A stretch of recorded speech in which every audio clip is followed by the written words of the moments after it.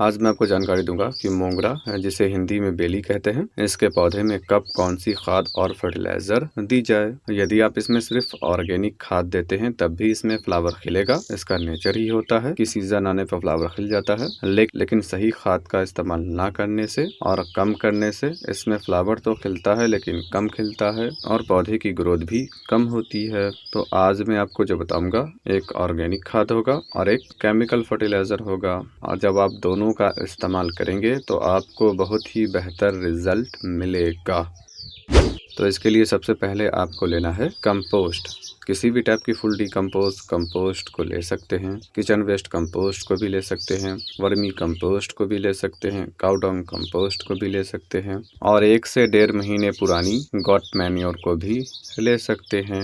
यदि आपका plant 8-10 inch के गमले में लगा हुआ है और छोटा है, उस हिसाब से आपके पौधे की ग्रोथ है तो 1.5 मुट्ठी कंपोस्ट को लेना है हर 30 दिनों के अंतराल पर। गमले के साइड की मिट्टी को निकालना है, उसके बाद इसमें कंपोस्ट को डाल देना है। कंपोस्ट जब मिट्टी में दबा रहता है तभी इसका बेहतर रिजल्ट मिलता है। इसके बाद आपको लेना है केमिकल में लेना है DAP, di ammonium phosphate. 10 inch के गमले में लगे पौधे में यदि प्लांट छोटा है तो 10 से 12 दाने DAP के लेने हैं। कंपोस्ट को महीने में 1 दफा देना है और DAP को हर 15 दिनों के अंतराल पर।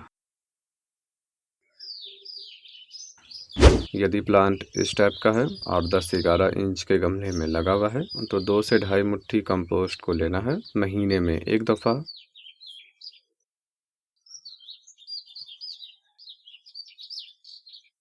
और 12 से 15 दाने DAP के लेने हैं हर 15 दिन के अंतराल पर। उसके बाद इसे ढक देना है। यदि प्लांट की ग्रोथ इस टाइप से है और वो 14-15 इंच के गमले में लगा हुआ है, ग्रोथ भरपूर है, ब्रांचेस ज्यादा है, गमले में जड़ भर चुकी है, तो आपको 6 मुट्ठी कंपोस्ट को लेना है हर 30 दिन के अंतराल पर।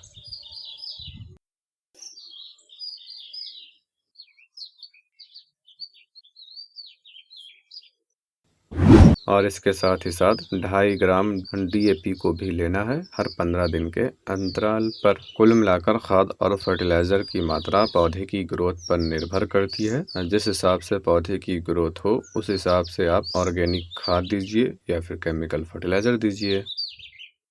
खाद देने के साथ ही साथ आपको एक काम और करना है, और वो है जब पौधे में फ्लावर खिल जाए तो आपको उस ब्रांच को काट कर हटा देना है 2 से 3 पत्ते के नीचे से। जब आप ब्रांचेस को काटेंगे तो कम से कम 2 नई ब्रांच निकलेगी। एक ब्रांच में 3 से 5 फ्लावर बड लगती है तो 2 ब्रांच में 6 से 10 फ्लावर बड लगेगी। इस हिसाब से पौधे में जितनी ज्यादा ब्रांचेस होगी उसी हिसाब से फ्लावर बड भी ज्यादा लगती है। इस बात का भी ख्याल रखिएगा, कुछ ब्रांचेस मिट्टी के नीचे से निकलती है जिसकी ग्रोथ बहुत ज्यादा होती है। तो जब ऐसी ब्रांचेस की ग्रोथ और 1.5 से 2 फीट हो चुकी हो तो ब्रांच के सिरे को काट देना है, जिससे साइड में नई ब्रांचेस निकलेगी और उसमें फ्लावर बड लगेगी। इसके पौधे की हार्ड प्रूनिंग साल में 3 दफा कर सकते हैं। पहली दफा फरवरी मार्च में और दूसरी दफा बरसात के मौसम में और तीसरी दफा अक्टूबर नवंबर में। अक्टूबर नवंबर में जब हम पौधे की हार्ड प्रूनिंग करते हैं तो उसके बाद पौधा डोरमेंसी में चला जाता है और इसमें विंटर सीजन में वैसे भी फ्लावर नहीं खिलता है। और जब हम फरवरी में या फिर रेनी सीजन में इसकी हार्ड प्रूनिंग करते हैं, जो उसमें नई ब्रांचेस निकलती है, उसमें बड़े साइज का फ्लावर खिलता है। और लाइट प्रूनिंग यानी कि समय समय पर ब्रांचेस की कटाई पूरे फ्लावरिंग सीजन में किया जाता है।